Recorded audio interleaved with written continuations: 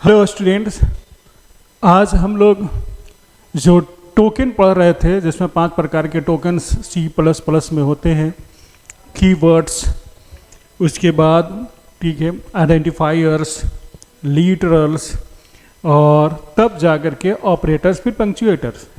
तो आज हम लोग डिस्कस करेंगे ऑपरेटर्स।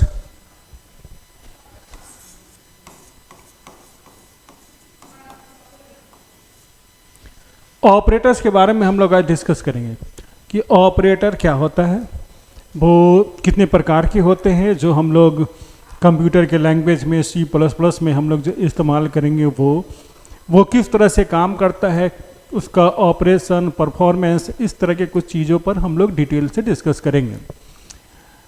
मैंने पहले भी कहा था कि जो पढ़ाई लिखाई, पढ़ाना या सीखना वो एक तरह का रिसर्च का काम होता है कि आप जितना ज़्यादा स्टडी को रिसर्च की तरह से अगर आप करते हैं उतना ज़्यादा आप नॉलेज, उतना ज़्यादा आप टैलेंट को प्राप्त करेंगे। तो हम लोग उसी मेथड के थ्रू आज डिस्कस करेंगे ऑपरेटर्स के बारे में। तो सबसे पहले ये जानना है कि ऑपरेटर्स होता क्या है, किसको हम ऑपरेटर कहेंगे। तो जनरली हम लोग ऐसा बोल सकते हैं कि ऑपरेटर वो है जो किसी न किसी ऑपरेशन को परफॉर्म करता है, किसी न किसी ऑपरेशन को परफॉर्म करता है। किस पर? तो अपने ऑपरेंड्स पर, अपने डाटा पर, अपने वैल्यूज पे।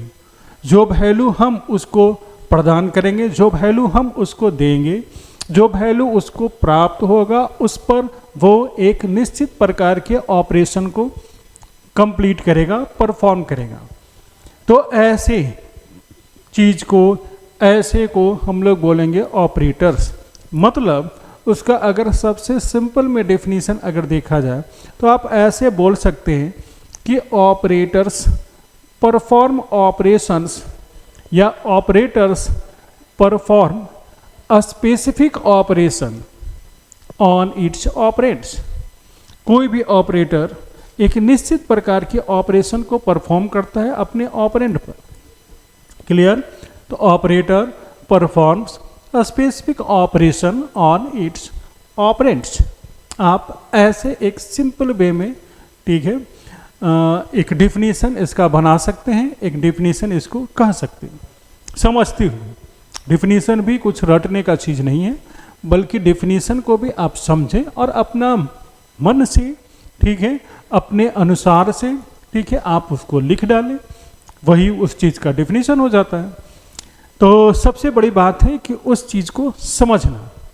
तो ऑपरेटर्स जो हम लोग जनरली जो कंप्यूटर में इस्तेमाल करते हैं, जैसे इस तरह प्लस हो गया एडिशंस के लिए, माइनस हो गया मल्टीप्लिकेशन के लिए इस तरह का साइन, डिवीजन हो गया, ठीक है, ये ग्रेटर देन हो गया, लेस देन हो गया, इस तरह के एंड हो गया, इस तरह के बहुत सारे जो हम लोग ऑपरेटर्स इस्तेमाल करते हैं, ये सब के सब का अपना एक खास प्रकार का, एक निश्चित प्रकार का कुछ ऑपरेशंस हैं।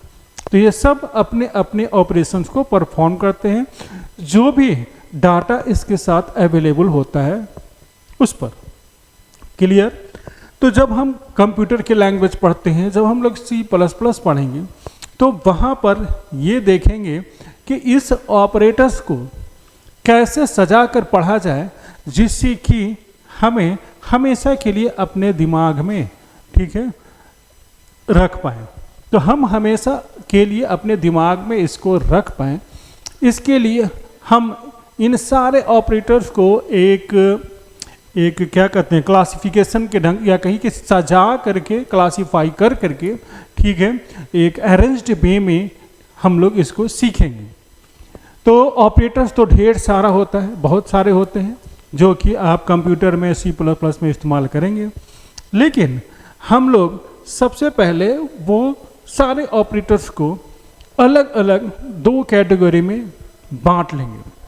ठीक है, तो जनरली ऐसे बांटेंगे तो सबसे अच्छा रहेगा। बांटने का तो कई प्रकार का हो सकता है, मेथड कई प्रकार के हो सकते हैं, या फिर अलग अलग बुक्स में अलग अलग ढंग से क्लासीफाई किया गया है ना, वो अलग बात है। हम लोग इसको सबसे सिंपल बेहतर ढंग से ऐसे क्लासिफाई करेंगे कि जो भी ऑपरेटर्स हम लोग देखते हैं उसको दो तरीके से इस तरह से क्लासिफाई करेंगे कि पहला एक तरीका, पहला एक वे, पहला एक जो क्लासिफिकेशन का मेथड हम लोग इस्तेमाल करेंगे वो करेंगे इसके लिए, या कहिए कि अकॉर्डिंग टू उसके ऑपरेशन।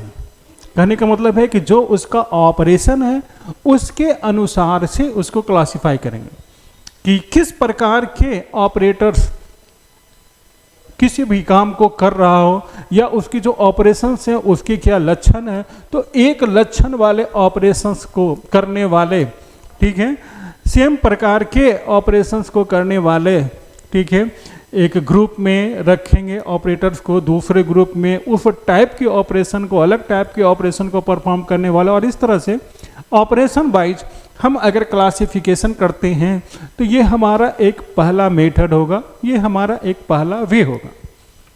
क्लियर है? इसके बाद दूसरा होगा मेथड या दूसरा टाइप में हम लोग रखेंगे ऑपरेंड के अनुसार से। ऑपरेंड के अनुसार का मतलब हो गया कि इसमें जो ऑपरेटर होगा वो कितने ऑपरेंड, कितने वैल्यू पर काम करेगा, ठीक है, इसके अनुसार से क्लासिफाई करेंगे, इसके अनुसार से उसको बांटेंगे और फिर उसको बारी बारी से समझेंगे।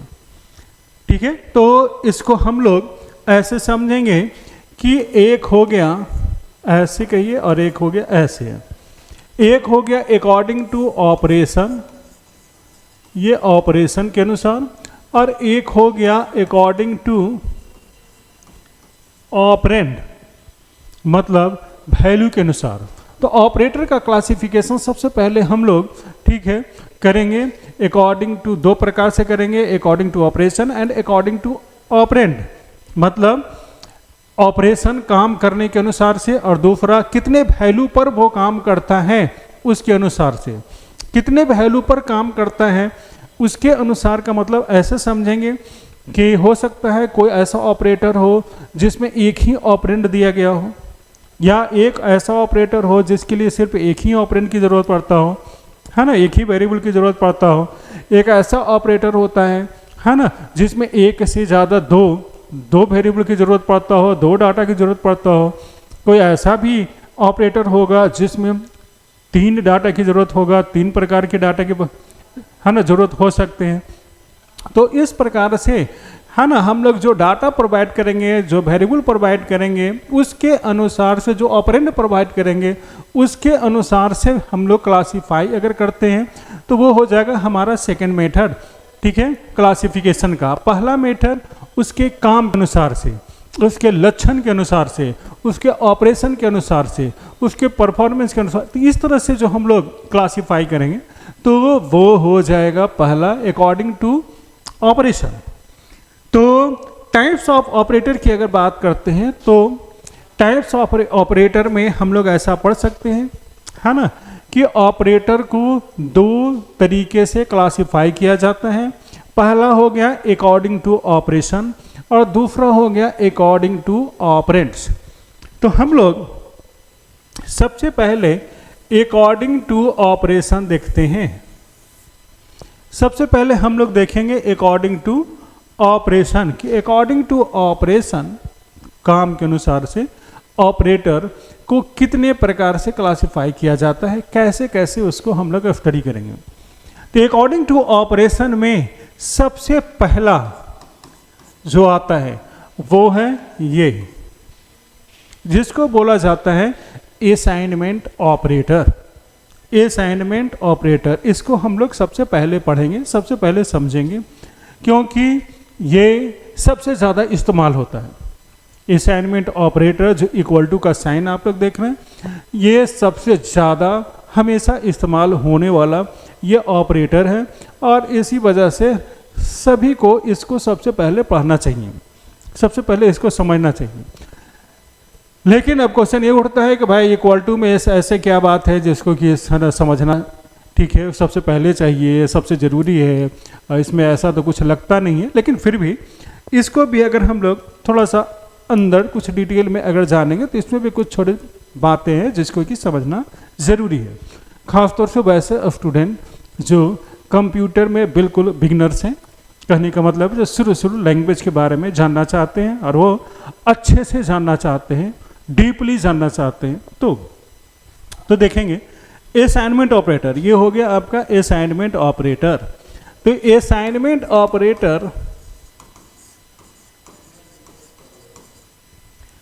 असाइनमेंट ऑपरेटर की बात करेंगे तो असाइनमेंट ऑपरेटर का काम होता है, ऑपरेशन होता है वेरिएबल में वैल्यू को रखना, असाइन करना।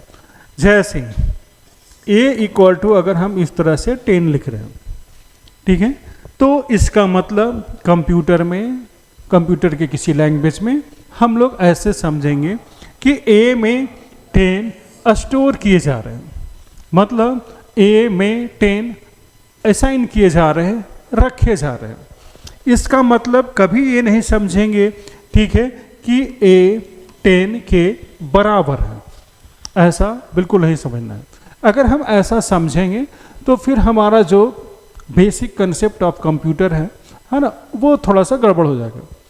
ठीक, वो कैसे गड़बड़ होगा तो उसको थोड़ा सा एक एग्जाम्पल से हम लोग समझेंगे।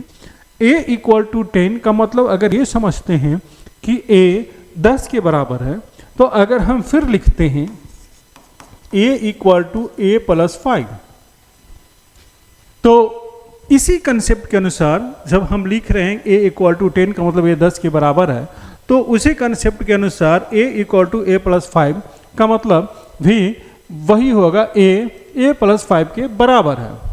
जब हम ऐसा लिखते हैं, ठीक है, तो ये कंसेप्ट गलत हो जाता है। कभी भी a प्लस 5 के बराबर नहीं हो सकता, इसलिए इस कंसेप्ट पर हम लोग नहीं चलेंगे। यहाँ पर a इक्वल टू 10 का मतलब ये नहीं होगा कि a 10 के बराबर है, ठीक है। उसी तरह से यहाँ पर भी ये नहीं होगा a प्लस 5 के बराबर है, क्योंकि ये कंसेप्ट गलत है। लेकिन अगर हम ऐसे समझें, ठीक है, कि a में 10 स्टोर हो रहे हैं, असाइन हो रहे हैं, और उसी कंसेप्ट को फिर यहाँ भी लगा रहे हैं कि a में एक्चुअली में, ठीक है, a प्लस 5 स्टोर हो रहे हैं, ठीक है, तो ये कंसेप्ट बिल्कुल सही है कि a में a प्लस 5 मतलब a का वैल्यू अगर इनिशियल वैल्यू इसका 10 है, तो 10 प्लस 5 दैट इज 15, वो फिर से इसमें स्टोर हो रहे हैं, तो a का नया वैल्यू हो जाएगा 15। तो ये कंसेप्ट असाइनमेंट का जो हम यहाँ लगा रहे थे वो यहाँ लगा रहे हैं, तो बिल्कुल ओके, बिल्कुल ठीक है, कोई दिक्कत नहीं है।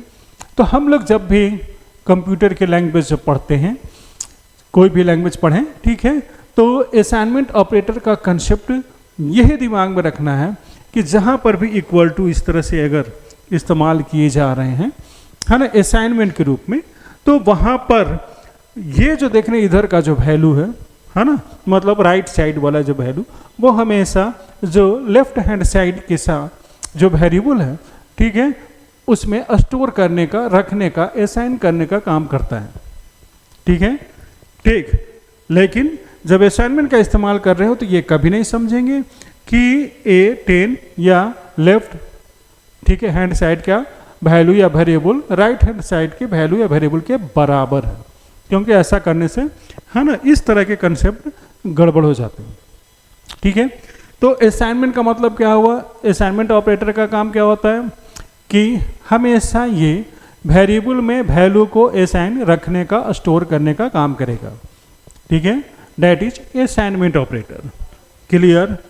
असाइनमेंट ऑपरेटर के बाद फिर हम लोग आते हैं दूसरे ऑपरेटर में, जिसका नाम है अर्थमेटिक ऑपरेटर या अर्थमेटिकल ऑपरेटर, ठीक है। तो अर्थमेटिकल ऑपरेटर क्या होता है, तो अर्थमेटिकल ऑपरेटर आप नाम पर ही फोकस करें तो आपको इसका मतलब पता चल जाता है। अर्थमेटिक ऑपरेटर या अर्थमेटिकल ऑपरेटर का मतलब हो गया वैसा ऑपरेटर, ठीक है, जो कि अर्थमेटिकल ऑपरेशन को परफॉर्म करते हों। अर्थमेटिकल ऑपरेशंस में हम लोग C++ में क्या क्या पढ़ेंगे, तो हम लोग अर्थमेटिकल ऑपरेटर C++ में या अर्थमेटिकल ऑपरेशन के रूप में जो पढ़ेंगे वो होगा जैसे जोड़ना, घटाना, गुना करना, भाग करना, और एक होगा, ठीक है, शेष निकालना, मतलब रिमाइंडर का काम करना। Addition, subtraction, multiplication, division and remainder निकालने का जो काम होगा, ये सब ठीक है, ये पांचों काम ठीक है अर्थमेटिकल ऑपरेशन के अंतर्गत रख करके हम लोग पढ़ेंगे। ठीक है, अभी अभी थोड़ी देर पहले हमने आपको समझाया था कि ये सारे के सारे जो क्लासिफिकेशन है वो ऑपरेटर को अच्छे ढंग से सजा करके अपने दिमाग में रखने की एक प्रक्रिया है, जिससे कि हम इसे है ना लंबे टाइम तक याद रख सकें और इसका उपयोग भी हम लोग लंबे टाइम तक सही ढंग से कर सकें। इसके लिए अगर सजा करके अरेंज कर करके पढ़ा जाए, समझा जाए, दिमाग में स्टोर किया जाए तो एक बेहतर आइडिया हो सकता है। ठीक, तो सेकंड में हम लोग देखते हैं, सेकंड में आते हैं अर्थमेटिक पे। तो ये अर्थमेटिक में हम लोग पढ़ेंगे, ये प्लस पढ़ेंगे एडिशन के लिए, ठीक है, माइनस सब्ट्रैक्शन के लिए, मल्टीप्लिकेशन के लिए ऐसे लिखा जाता है, मगर हम लोग ठीक है कंप्यूटर में ठीक एस्ट्रिक सिंबल का इस्तेमाल करेंगे, डिवीजन के लिए इस तरह से स्लैश का इस्तेमाल करेंगे, और एक इस तरह से हम लोग रिमाइंडर निकालने के लिए ऑपरेटर का इस्तेमाल करेंगे। तो अर्थमेटिक ऑपरेशन को परफॉर्म करने के लिए ये इतने सारे ऑपरेटर्स हमको दिए गए, ठीक है, जिसके थ्रू हम लोग ये काम कर सकते हैं। तो अर्थमेटिक ऑपरेटर्स में ये सब लोग जानते हैं, एडिशन का काम करेगा। ठीक, जैसे एक लिए इधर 2 + 5 ये जोड़ने का काम करेगा और इस तरह से इसका रिजल्ट आएगा, इसका आउटपुट 7 आएगा। इसी तरह से ये भी बिल्कुल इजी है, सब लोग जानते हैं इसके बारे में, है ना। ये घटाने का काम करेगा, इसके पास जो ऑपरेंड्स होंगे, ठीक है, जो डाटा होगा, जो वेरिएबल होगा, ठीक है, वो सब वैल्यू को ये घटाने का काम करेगा। जैसे मान लेते हैं 3 - 1 कर दिए तो 3 में से 1 घटा देगा, है ना, वेरी इजी। ठीक, इसी तरह से यहाँ आते हैं तो ये हो गया आपका मल्टीप्लिकेशन। मल्टीप्लिकेशन गुना करने का काम करेगा। गुना करने का काम करने का मतलब हो गया कि एक ऑपरेंड ये लिए, दूसरा ऑपरेंड अगर हम ये ले लेते हैं तो इसका रिजल्ट ऐसे 6 आ जाता है। दोनों को गुना करके कंप्यूटर दे देगा, है ना, क्लियर। आगे आते हैं, ये आपका हो जाता है, ठीक है, डिवाइड करने का। ठीक, डिवाइड करने का अगर हम लोग काम करते हैं तो जो इसके अंतर्गत जो 2 वेरिएबल का जो वैल्यू होगा या डायरेक्ट जो वैल्यू होगा, ठीक है, उसमें पहले वाले से या कहिए पहले वाले में दूसरे को डिवाइड करेगा। ठीक है, डिवाइड करने के बाद जो भी रिजल्ट आएगा वो देगा, है ना। ठीक, जैसे कि अगर हम यहाँ पर लिख रहे हैं 5.0 / 2.0 करेंगे तो इस तरह से 5 को 2 से डिवाइड करने के बाद आना कितना चाहिए, तो आना चाहिए 2.5, तो इसका रिजल्ट इसी तरह से 2.5 हो जाएगा। क्लियर। ठीक, यहां तक तो बिल्कुल इजी है, लेकिन अगर हम बात करते हैं, ठीक है, इसका मतलब कि शेष निकालने का, रिमाइंडर निकालने का, ठीक, तो ये रिमाइंडर निकालने के लिए भी बहुत ही इजी प्रक्रिया है, वो सब लोग जानते हैं, है ना। फिर भी एक बार हम लोग देख लेते हैं। ठीक है, रिमाइंडर निकालने के लिए क्या होगा, जैसे मान लेते हैं कि इस तरह से लिख रहे हैं 5 मॉडुलस 2 ऐसे कर दिए, है ना। तो 5 में अगर 2 से डिवाइड करेंगे तो शेष कितना बचेगा, तो शेष बचता है 1। यही एक कैलकुलेट करके देता है, डिवाइड करके नहीं देगा, बल्कि कैलकुलेट करने के बाद जो शेष आएगा, जो डिवाइड करने के बाद जो शेष आएगा, उस शेष को ये देगा। हो सकता है कोई ऐसा डाटा हो, है ना, जिसका शेष कुछ आता ही नहीं हो या आया नहीं, तो उसका भी वैल्यू देगा। ठीक है, जैसे देखिए 5 मॉडुलस 2 = हो गया 1, मतलब 5 को 2 से डिवाइड करेंगे तो आ रहा है कितना, आ रहा है 1। ठीक, लेकिन अगर हम 5 मॉडुलस, ठीक है, 5 कर दिए तो यहाँ पर क्या होगा, यहाँ पर जो शेष होगा कुछ नहीं बचेगा, डेट इज 0। लेकिन क्वेश्चन को थोड़ा सा हम बदल देते हैं, क्वेश्चन को ऐसा कर देते हैं, इसको रिवर्स कर दिए। रिवर्स करने का मतलब है कि 2 मॉडुलस 5 कर दिए, ऐसे, है ना। अब यहाँ पर ठीक है, बहुत सारे ऐसे स्टूडेंट्स होंगे कि जिनका मैथमेटिक्स अच्छा होगा तो वो बता देंगे कि हाँ ठीक है इसका आउटपुट क्या आएगा। लेकिन कुछ स्टूडेंट ऐसे होंगे जो यहाँ पर कंफ्यूज करेंगे कि ऐसे कैसे होगा, है ना। कितने लोग इसका आउटपुट पॉइंट में निकालना शुरू कर देते हैं। लेकिन हमेशा याद रखेंगे कि कंप्यूटर का जब किसी लैंग्वेज को पढ़ रहे हैं तो उस लैंग्वेज में रिमाइंडर हमेशा इंटीजर वैल्यू का ही निकाला जाता है, पॉइंट वाला वैल्यू का नहीं। और न ही हम लोग शेष पॉइंट में निकालते हैं, इसलिए कि पॉइंट में निकालेंगे तो बहुत सारे नंबर ऐसे होते हैं कि पॉइंट में जाने के बाद है ना कहीं कट जाता है, कुछ नहीं भी कटता है लेकिन बहुत सारे कट भी जाते हैं। रिमाइंडर ठीक है हमेशा बिना पॉइंट में होता है और बिना पॉइंट वाले नंबर इंटीजर वैल्यू का ही निकाला जाता है, ठीक। तो ये भी बात याद रखें। तो 2 मॉडुलस 5, तो इसमें क्या होता है कि एक्चुअली में 5 से 2 ठीक है लगेगा नहीं, है ना। इस वजह से रिमाइंडर इतना ही हो जाता है, मतलब इसका रिमाइंडर कितना होगा 2 ही हो जाएगा, है ना। 2, अब ये 2 क्यों हो जाता है ये तो हम वर्बली बता दिए कि अगर लगता नहीं है तो 2 हो जाता है। लेकिन अगर इसको हम ठीक है ऑपरेशन के अनुसार से जानना चाहें तो ऐसे समझ सकते हैं। जैसे अगर सबसे पहले इसकी बात करते हैं तो हम यहाँ पर 5 लिखें और इधर 2 से डिवाइड कर रहे हैं, 5 लिखे 2 से डिवाइड कर रहे हैं, है ना, ठीक।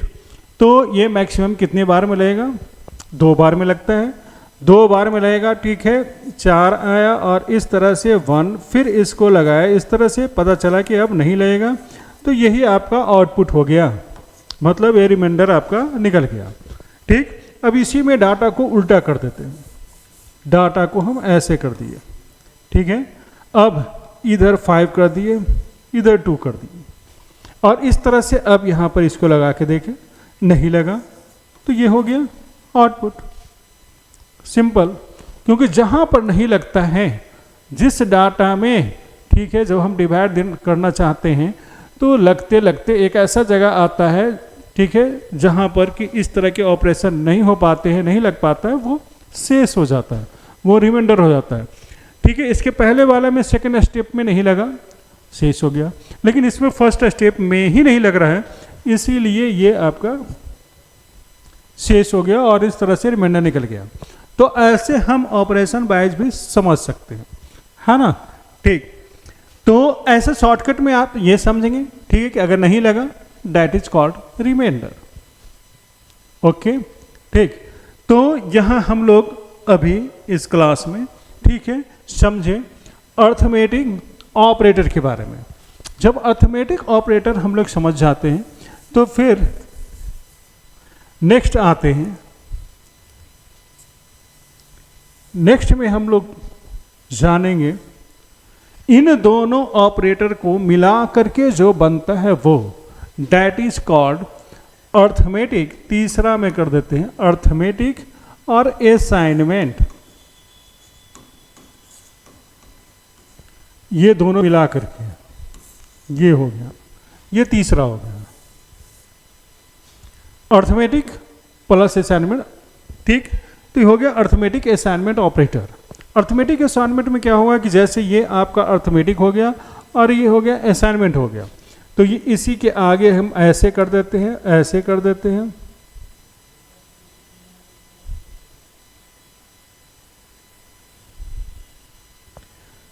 ठीक है। उसके बाद ऐसे कर देते हैं, उसके बाद ऐसे कर देते हैं, उसके बाद ऐसे, तो ये आपका हो जाता है अर्थमेटिक असाइनमेंट ऑपरेटर्स, ठीक है। ऐसे ऐसे ऐसे ऐसे ऐसे ऐसे फिर ऐसे ऐसे इस तरह से। तो ये जो देख रहे हैं जोड़ घटाव गुना भाग और रिमाइंडर निकालने के आगे जो देख रहे हैं हम लोग, ठीक है, असाइनमेंट ऑपरेटर, तो इसको बोला जाएगा अर्थमेटिक, सॉरी थोड़ा सा हम उल्टा लिख रहे हैं,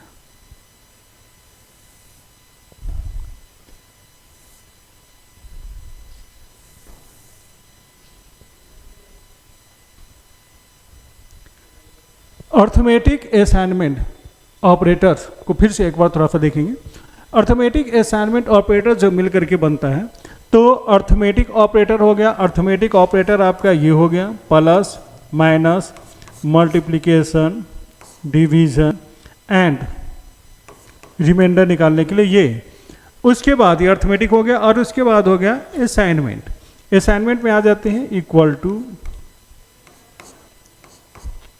ऐसे, तो ये हो गया आपका अर्थमेटिक असाइनमेंट। ये दोनों ऑपरेशन को एक साथ परफॉर्म करता है, मतलब अर्थमेटिकल ऑपरेशन और असाइनमेंट ऑपरेशन दोनों मिला करके दोनों को एक साथ ऑपरेशन को परफॉर्म करना, ये हो गया arithmetic assignment operators. Arithmetic assignment की बात करते हैं तो दोनों ऑपरेटर एक साथ कैसे काम करेगा, तो उसको ऐसे समझेंगे। ए इक्वल टू लिख रहे हैं अगर 5, और फिर अगर लिख रहे हैं ए इक्वल टू ए प्लस 5 ऐसे, तो ए का नया वैल्यू 10 होगा। इसी को अगर हम शॉर्टकट में कर दें तो ये हो जाएगा इसकी इक्विवेलेंट, मतलब ए प्लस इक्वल टू, है ना, ए प्लस इक्वल टू 5। तो ये हो गया आपका अर्थमेटिक असाइनमेंट ऑपरेटर, मतलब कि ए में जो वैल्यू है उसमें 5 ऐड कर करके फिर उसी में रखो। तो ये हो गया आपका अर्थमेटिक, है ना, असाइनमेंट का पहला आप एग्जाम्पल देख रहे हैं। इसी तरह से अगर हम माइनस इक्वल टू की बात करते हैं, तो अगर हम ए इक्वल टू फिर लिख रहे हैं, है ना, ए इक्वल टू 10 लिखे और फिर लिखे माइनस इक्वल टू, है ना, 5। इसका मतलब क्या हुआ कि अगर ए का वैल्यू 10 है तो उसी में रखना है, ए के वैल्यू में ही रखना है, ए में 5 घटा करते, तो ए में 5 घटा करके अगर हम रखेंगे तो 10 माइनस 5 दैट इज 5, तो इसका नया वैल्यू आपका हो जाएगा 5। तो इस तरह से कॉम्बिनेशन ऑफ टू ऑपरेटर्स को हम लोग असाइनमेंट, ये अर्थमेटिक असाइनमेंट बोलते हैं, जिसमें कि कॉम्बिनेशन ऑफ टू ऑपरेटर्स में अर्थमेटिक रहेगा और असाइनमेंट रहेगा। और इस तरह से हम लोग, ठीक है, कंप्यूटर में C++ लैंग्वेज में इस्तेमाल कर सकते हैं। तो ये एक तरह से इस तरह के जो ऑपरेटर्स हम लोग जो लिखेंगे, है ना, उसी का ये शॉर्टकट तरीका हो गया, शॉर्ट फॉर्म हो गया। अगर फिर भी आपको लगता है कि इसको समझना थोड़ा मुश्किल है, आपको हार्ड लग रहा है, तो कोई दिक्कत नहीं है, आप इसका इस्तेमाल कर ही रहे, इसका इस्तेमाल कर सकते हैं, है ना। लेकिन किसी भी लैंग्वेज में अच्छे से जानकारी हासिल करने के लिए, अच्छा परफॉर्मेंस करने के लिए, है ना, आपको हर एक चीज़ की छोटी छोटी बातों की बारीकियों को समझना चाहिए, हर एक ऑपरेटर्स के ऑपरेशन को जानना चाहिए। Okay, thank you. तो आज का क्लास इतना तक रखते हैं, इसके बाद आगे के ऑपरेटर हम लोग अगले क्लास में देखेंगे। धन्यवाद।